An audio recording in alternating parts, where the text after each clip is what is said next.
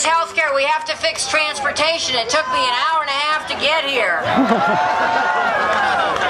Tuesday, I head back to Washington to fight for you, to fight for the public option.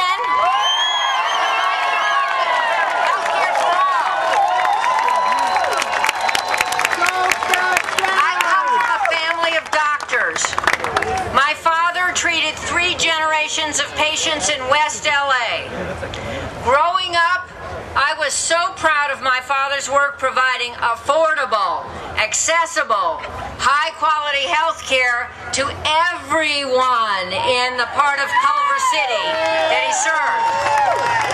We're here to talk about reforming health care, but the thing is we can't talk about that without talking about outrage, without being outraged.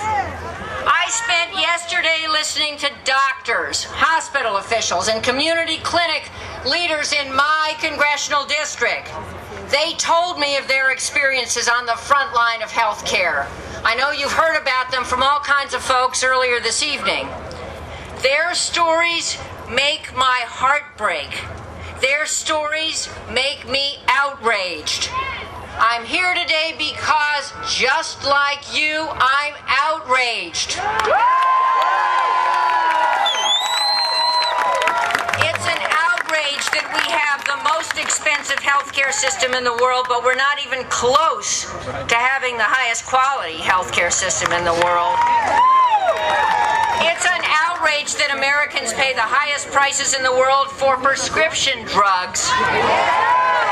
The same drugs that sell for a fraction of the cost in Canada. I think we should be able to import drugs from Canada, don't you? It's an outrage that insurance companies think it's okay to cancel individual health insurance policies when a customer who's paid premiums for years actually uses the coverage.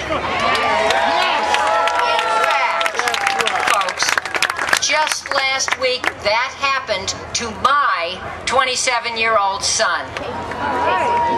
And I'm sure it's happened to many of your family members too. It's an outrage that 1 in 4 Angelenos between 18 and 64 have no health insurance. It's an outrage that millions of families face a choice between buying medicine and putting food on the table, between paying to see a doctor and paying the rent. It's an outrage that our system is so deficient that last month when the Remote Area Medical Corps, a group that was formed to provide medical care for people in poor rural areas, set up a clinic in the parking lot of the Forum, 12,000 people showed up. 12,000. Those of us who saw the footage on TV all had the same reaction. It looked like a refugee camp. Right here in the middle of Los Angeles. And you know what? In many respects, it was a refugee camp. For 12,000 people seeking refuge from a healthcare system that failed them. And where will their follow-up care come from? It's an outrage. Outrage. And it's, what? Outrage. That Sarah Palin, Glenn Beck, Rush Limbaugh, and even some members of Congress have resorted to outright falsehoods in an attempt to derail health care reform. Just plain despicable that they would treat terminally ill patients who want to make choices about the medical treatments they receive in the last years of their lives as pawns for their political agendas.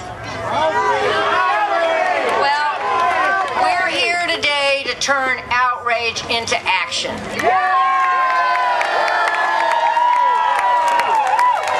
Reforming this system is not an option. It's a necessity. The health and economic future of all Americans depends on it. So, to fix it, we need a health care bill that promotes competition, encourages innovation, preserves patients' choice, provides coverage for as many people as possible, and I don't see how we're going to do that unless we support and create a robust public option.